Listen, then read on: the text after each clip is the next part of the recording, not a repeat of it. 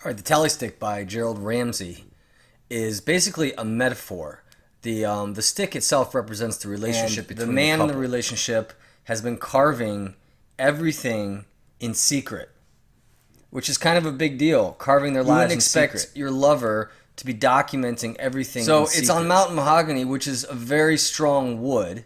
And he goes through some of the things that happened to them in their history. Their wedding, births of the children, heavy crosses of the deaths of the parents. So it's basically documenting their lives. And it's whittled nearly end to end, which means But it's pretty full. down here at the bottom, he says it's delicate as scrimshaw would not bear you up.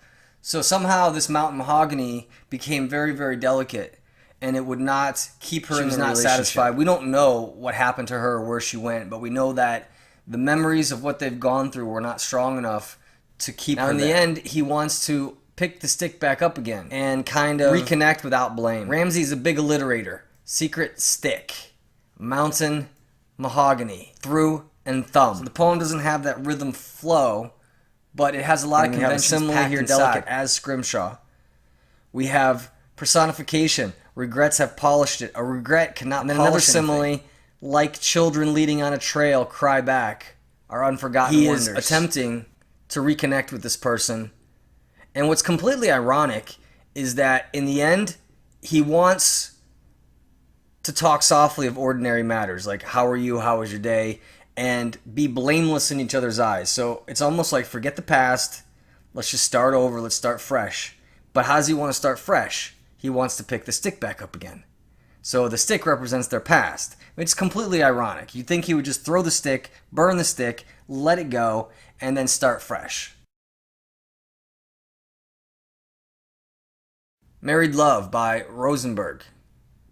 This is a completely different kind of love. This is your passionate, it's springtime, the trees are uncurling their first green So messages. really, This woman is extremely Some aroused. man Lets his arm brush my arm, and she gets faint-headed. She fights the throb. The gas attendant puts a hand really, on this her whole breast. thing is you have this burning, flaming, drinking his breath. It's very primal. She is married, but she's not happy in the relationship. One of the key elements here is young, I burn to marry. However, once married, the smolder goes on underground. So the smolder would be her sexual drive, and she's no longer being satisfied, so it all kind of is festering. We don't know, again, underneath. what the husband is doing. Is he working 60 hours? Is he just disconnected from the relationship? This is only So from in her the end, she point of calls view. it A brotherly lust of marriage. And there really isn't a lot of passion going on. Now, between Rosenberg them. also uses a lot of alliteration. Faint-headed, fight, flaming from the feet up, street and seas. In the end, she wishes that he could save her, and they could ride this out forever. Which is completely ironic that married love would end up to be so unfulfilling.